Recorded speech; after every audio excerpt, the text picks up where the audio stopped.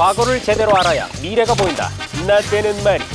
개인 뉴딜로 달라질 미래는 어떤 모습일까? 곧 다가올 미래를 읽는 남자, 라떼남 최대환. 곧 미남 공기빈.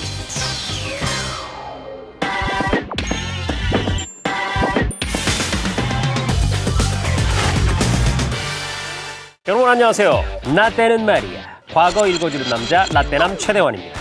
곧 우리 앞에 다가올 미래를 읽는 남자, 곧 미남 공기빈입니다. 대한민국 혁신 성장을 위한 범국가 프로젝트 K 뉴딜에 대해서 쉽고 친절하게 알려드리는 쉽게 말해 K 뉴딜 시즌 2.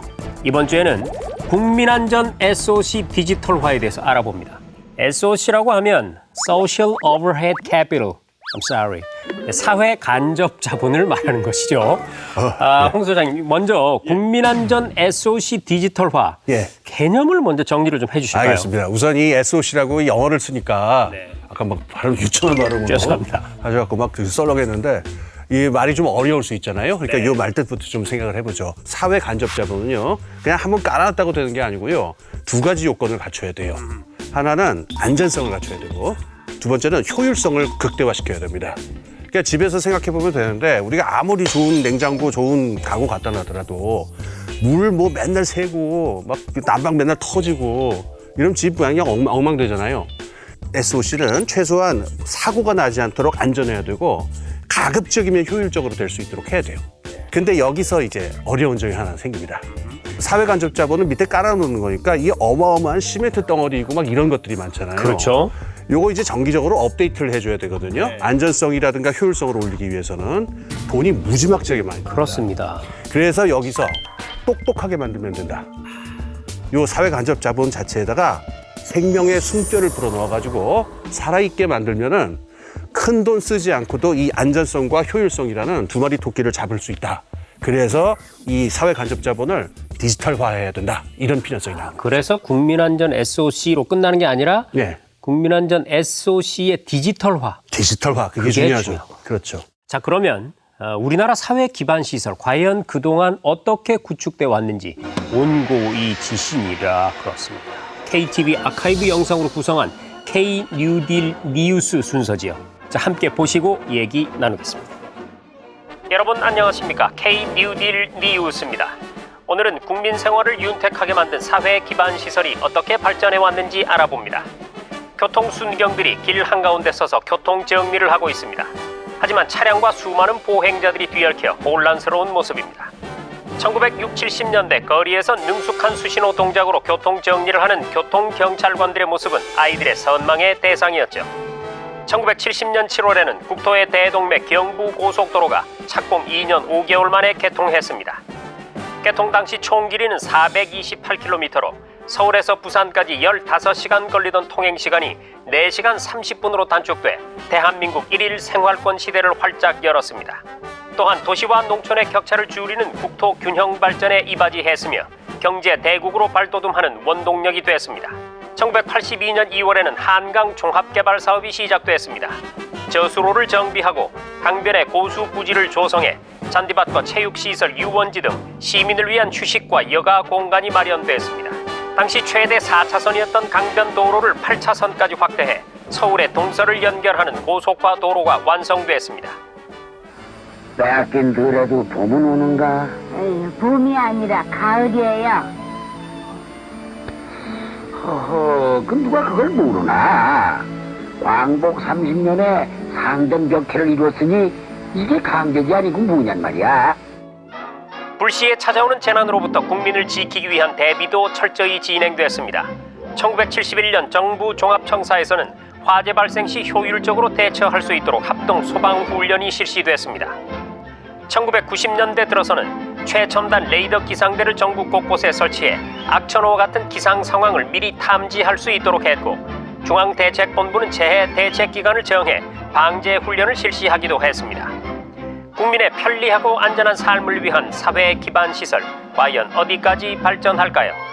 지금까지 K 뉴딜 뉴스 라떼남 최대환이었습니다. 또 추억에 흠씬 젖어들게 만드네요. 저는 특히 이 국민 MC 송혜 씨의 예. 젊은 시절 모습 아니겠습니까? 굉장히 새롭네요. 근데 그때도 할아버지 역을 하셨던 것 같은데. 그렇습니다. 송혜 씨하고 김수미 씨의 공통점이 그겁니다. 예. 젊은이 역할을 해본 적이 없습니다. 젊은 시절부터 할머니, 할아버지 역할을 주로 하셨기 때문에. 자, 그리고 교통경찰관. 그때는 교통순경이라 그랬죠? 교통순경 아저씨. 정말 멋있어 보여가지고. 선망의 대상이었죠. 그렇습니다. 커서 이렇게? 꼭 저게 돼야지. 그거 한번 보고 나면 그냥 따라하고 막 정말 재밌었습니다. 네. 1960년대 말에 자동차 등록 대수가 전국에 5만 대를 넘지 않았다 그래요. 아, 그래요?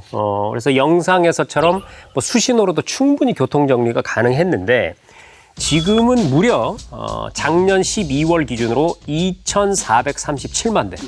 지금 만약에 엄청나게 큰 도로 한가운데서 교통순경 이걸 하다가는 거의 뭐 이게 비비 꼬여가지고 사고가 날 정도. 이 정도로 차들이 많이 다니는데 이게 최첨단 교통 시스템의 필요성을 지금 방증하는 거 아니겠습니까? 맞습니다. 도로의 경우를 좀 말씀을 드릴게요. 네. 도로가 그전에는 아스팔트 그냥 탄탄하게 깔아놓는 것만 신경 썼는데 그렇죠. 이젠 도로 위에다가 또 도로 주변에다가 센서를 박아놓습니다. 네. 그래서 도로 위에 그 위험한 것들이 있거나 하면 그 상태가 실시간으로 발견되도록 하는데요. 예를 들어서 지금 고속도로 모시는 분들 되게 위험한 게 겨울에 왜 살얼음 머는 거 있죠? 그렇죠. 이거 보이지도 않잖아요. 네. 근데 굉장히 위험해지지 않습니까? 요거를 센서를 박아놔가지고 여기 지금 살얼음이 존재한다라고 하는 것을 실시간으로 알 수 있도록 하게 하는 거죠. 또 중요한 게 차량들이 지금 다 그 내비로 연결이 돼 있잖아요. 그렇죠. 그러니까 차량하고 차량 사이에서도 서로의 위치 정보를 주고받아가지고 부닥치는 일이 벌어지지 않도록 알아서 이렇게 간격을 유지하면서 될 수 있도록 정보를 계속 주고받는 이런 일들이 가능해집니다. 그러니까 도로가 살아있는 거죠. 도로 바닥에도 센서가 있고 도로 주변에도 센서가 있고 도로 위에 있는 차들도 서로 연결돼 있으니까 이 추돌 사고가 이렇게 많이 벌어지는 것을 막을 수가 있겠죠. 이 기술이 좀 더 발전하게 되면 네. 그야말로 무사고 도로 그렇죠. 가능해지겠네. 그렇게 되면 이제 환상적인 일들이 벌어지게 되죠.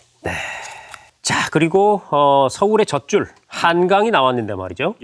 자, 하천 관리라는 것이 우리한테 왜 중요하고 이것은 SOC 디지털화하고 또 어떻게 연결이 될 수 있나요? 예. 뭐 수자원의 중요성은 말할 필요도 없는데요.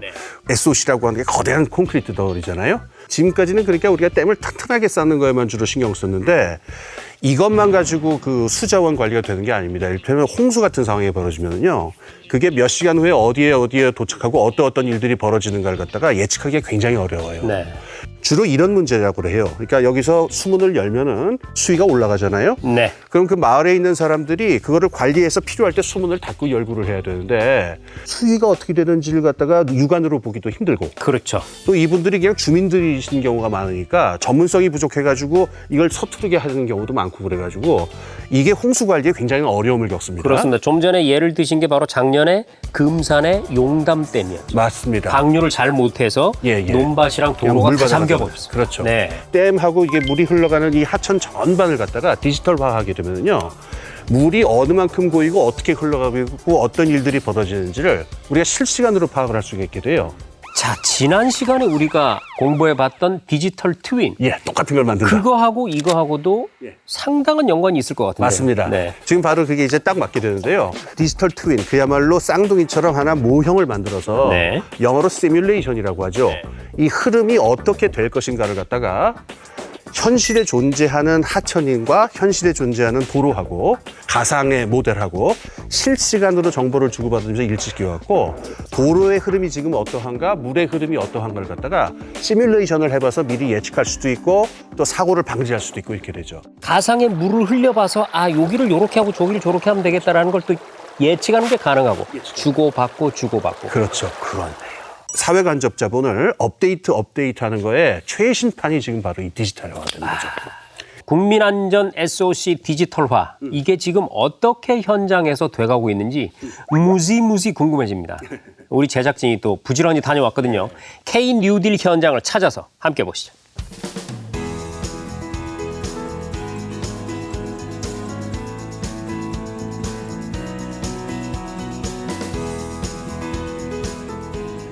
한국도로공사에서는 K-뉴딜 SOC 디지털 사업의 일환으로 CITS를 구축 중에 있습니다. CITS란 차량과 차량, 차량과 도로 간 실시간 통신을 통해 도로 위 사고 위험 정보들을 운전자에게 제공해주는 시스템입니다.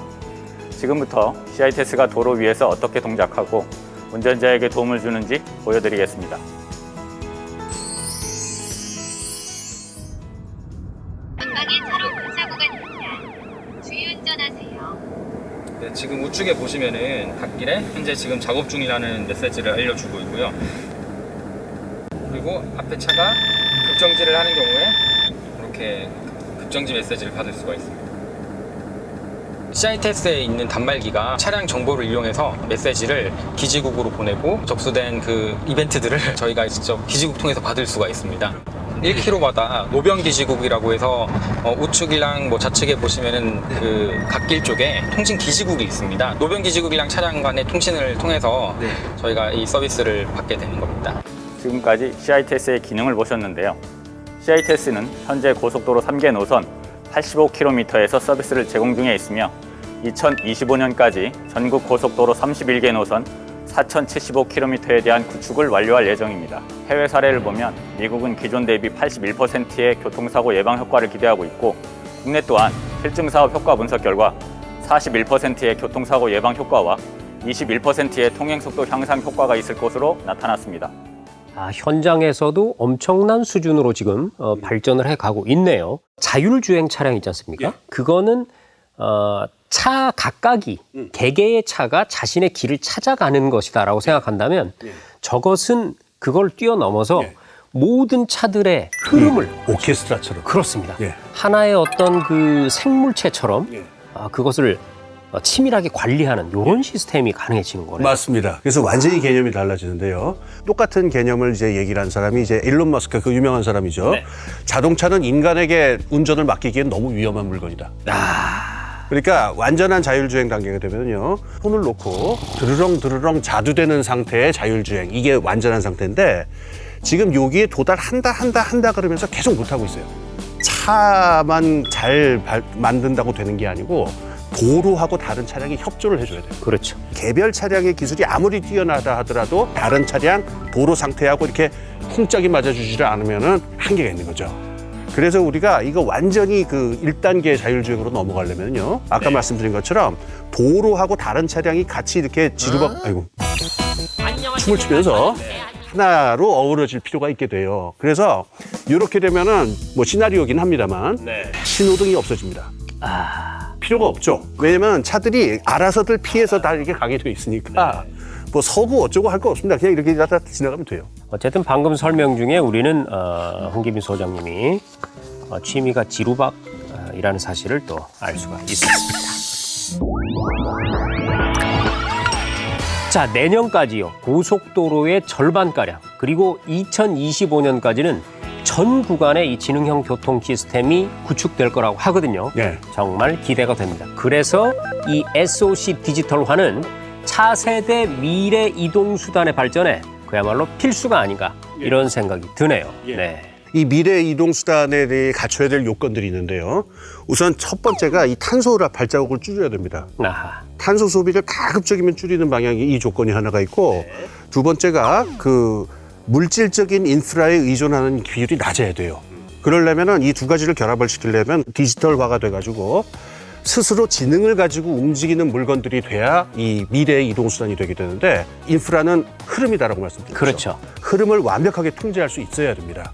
그래서 요 새로운 단계로 사회 간접 자본이 한 단계 완전히 업데이트를 하는 것이다. 이렇게 얘기할 수 있습니다.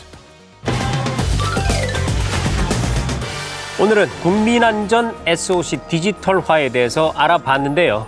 저는 국민안전 SOC 디지털화 사업을 이렇게 정의하고 싶습니다. 보이지 않는 안전벨트다. 요즘 사실 각종 재난재해가 얼마나 많습니까?